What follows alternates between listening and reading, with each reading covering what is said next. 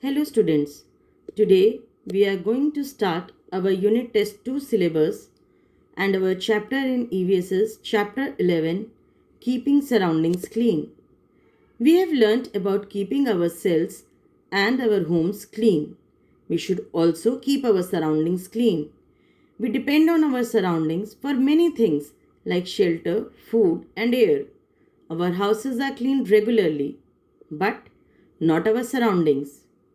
Have you ever seen any rubbish piled up in your home?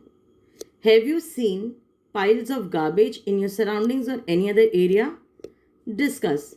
You must have seen flies on such garbage and even pigs around it. Any garbage thrown causes germs in the surrounding areas and we might fall ill. Germs cause many diseases.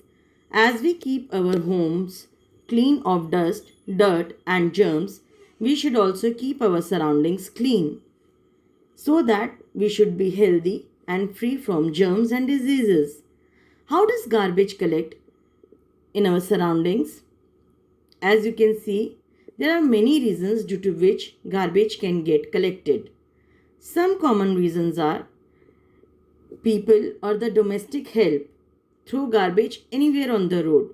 You must have seen some people who throw garbage anywhere on the road, or the domestic helps or the maids.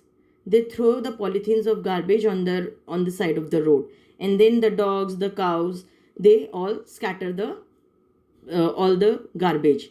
The kitchen waste is thrown in the open, including plastics. Then you can see the kitchen waste is thrown in the open, and in that plastic is also there. And as you know that plastic is not good for health. So many people spit anywhere on the road. You can see that many people going on the road, they spit and they don't even bother that what they are doing.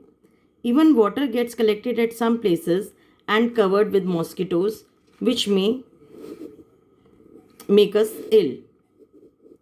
Can we do something to keep our surroundings clean? It is very simple to keep our surroundings clean. We need to be aware of our actions. We can keep our surroundings clean by throwing the garbage in dustbin only, and also requesting other people also to do the same. If you see somebody that someone is throwing the garbage on the road, you can request him or her that please don't do like this. Don't spoil the road.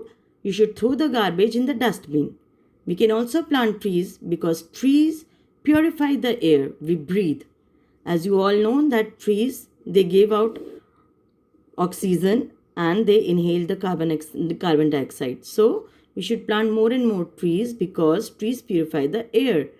We should avoid wastage of paper as we get paper from trees. We should make sure that there is no accumulation of water in our surroundings and all drains are covered, because if the drains are open, then the mosquitoes will take birth and dengue, malaria and other diseases can spread. We must not throw any plastic bags around. Plastic bags can block the drains. We should recycle materials like old worn out toys, books, etc. We should have compost pits to throw the kitchen garbage. Students, you know the kitchen garbage, if we want, we can change the kitchen garbage into very good manure, which is good for plants. We should place separate dustbins for separate type of garbage.